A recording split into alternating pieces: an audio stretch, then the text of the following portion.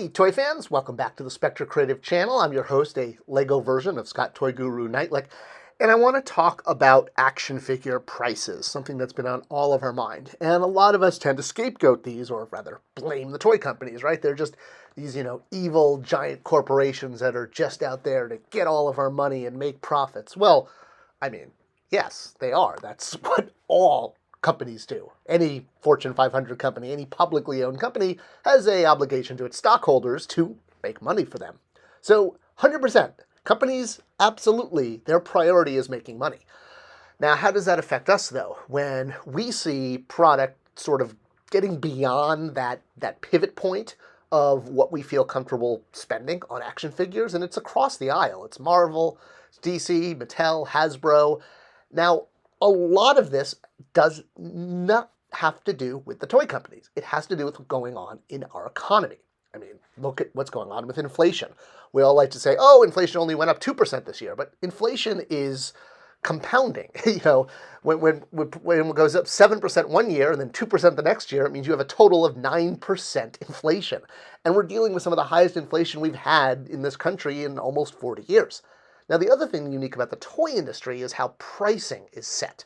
So I've talked a lot about how toys are planned out usually about 3 years ahead of time. And about 1.5 years ahead of time, meaning ahead of the toy being on shelf for you to buy, is when the product is first shown to retail. That first year and a half is development.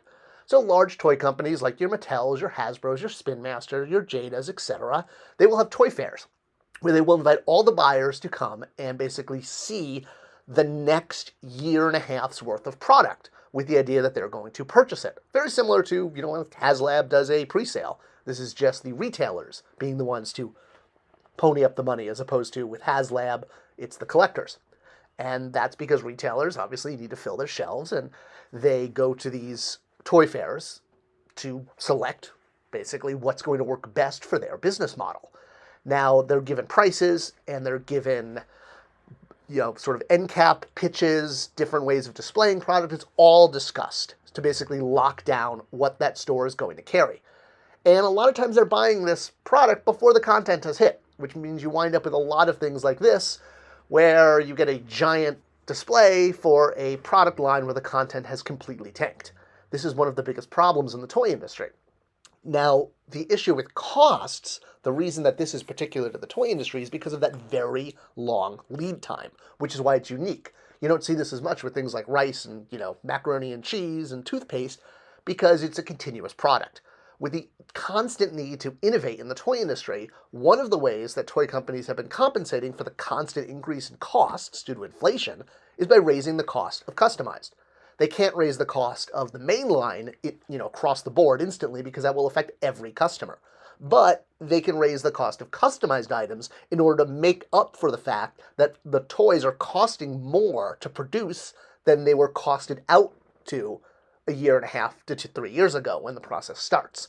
Because inflation is so rapid and rabid, that's the word, not rapid, that they're having to come up with all sorts of things. Closed boxes, while it was kind of spun as an environmental thing, it really was a cost savings. These are a lot less expensive to produce than open windows, because you don't need the inner blister, you don't need the outer blister too. So yeah, this was a cost save that was not passed on to customers. It was absorbed by the companies because, costs have been escalating beyond what they were originally costed out to be. So having to now go back to your retailers who've already bought the product and said, oh, yeah, now it actually costs us more to make these, so we need to charge you more. And if you look at what toys have, the increase, Motu Origins started off at $14. They're now at about $20. Things like the Vintage series. I mean, it wasn't that long ago, only a couple of years ago, that they were like $10, $11. And now a vintage Star Wars figure is going to cost you close to $20. And from what I've heard from different clients and different distributors, they're going to be well over $20 in the fall. Marvel Legends is stated to go to $27.99 in the fall. I don't know if this is 100% happening, but it's what I've been told by multiple vendors and toy sellers, that this is the price they're now paying, or the SRP, for the fall line. So yeah, inflation is making toys cost a lot more than they already are, and we should actually be paying more than we are. Isn't that shocking? So yeah, hold on to your wallet, guys. Action figures are only getting more expensive this fall, so choose, but choose wisely. And if you're looking for something besides a action figure, maybe I suggest Myth Wars. It's only $14.99 on Amazon. You know, half the cost of an action figure and unlimited enjoyment. All right, thanks for watching. I'll see you guys next time.